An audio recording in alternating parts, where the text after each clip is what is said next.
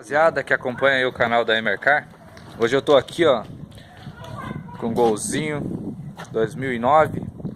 Esse gol aqui é o seguinte: o dono se queixou que o motor tá quase saindo de dentro quando ele se arranca com o carro. Aí eu fui dar uma olhada, a coxinha do motor tá estourado, né?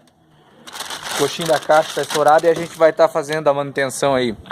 Eu só não vou mostrar hoje aqui como esse motor tá aqui, porque eu tô sozinho aqui hoje.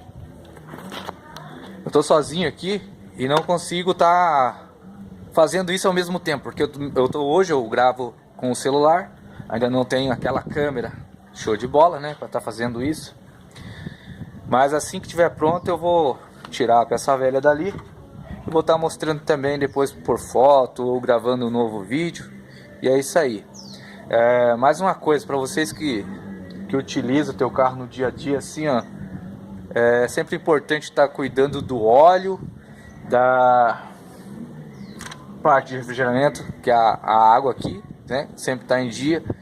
E assim eu estou trabalhando com um produto aí muito bom, que é para a parte de refrigeramento, tem óleo de motor, tem um monte de coisa aí. O pessoal que estiver interessado, se quiser entrar em contato comigo aí, tem meu telefone lá na página. E é isso aí. Forte abraço do Emerson.